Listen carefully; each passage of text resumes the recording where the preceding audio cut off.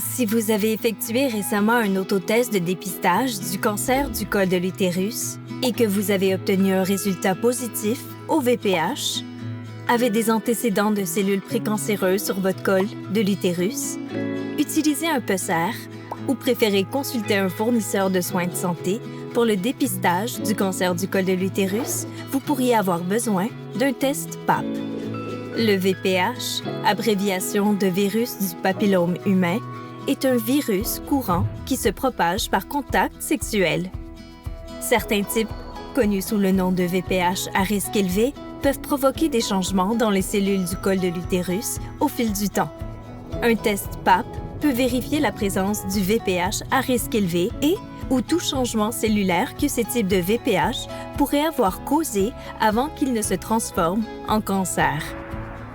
Le test est gratuit et ne prend que quelques minutes.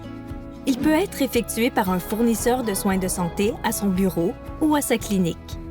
Pendant le test, on vous demandera de vous déshabiller de la taille vers le bas et de vous allonger sur une table médicale, les pieds relevés. Vous recevrez une blouse ou un drap pour vous couvrir.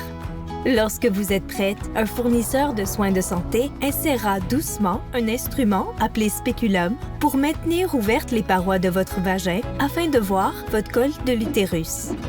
Il prélèvera ensuite quelques cellules de votre col à l'aide d'une petite brosse ou d'une spatule. Le test dure entre 5 et 10 minutes. Il n'est généralement pas douloureux, mais peut être un peu inconfortable. N'oubliez pas que vous avez le contrôle. N'hésitez pas à poser des questions ou à demander d'arrêter le test en tout temps si vous vous sentez inconfortable.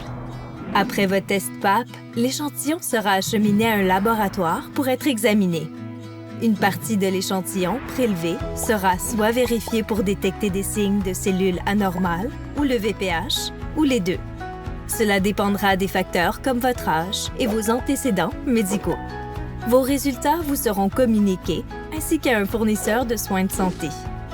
Selon vos résultats, vous devrez peut-être répéter le dépistage du cancer du col de l'utérus sur recommandation pour vérifier si l'infection au VPH s'est résorbée d'elle-même. Ou vous pouvez être référé par un test de suivi appelé colposcopie pour examiner votre col de l'utérus de plus près. Rappelez-vous que le fait d'avoir des cellules anormales ou le VPH ne signifie pas que vous avez ou que vous développerez un cancer. Mais il est très important de vous présenter à tous les rendez-vous de suivi. Plus les changements anormaux sont détectés tôt, plus ils sont faciles à traiter et moins ils risquent de se transformer en cancer.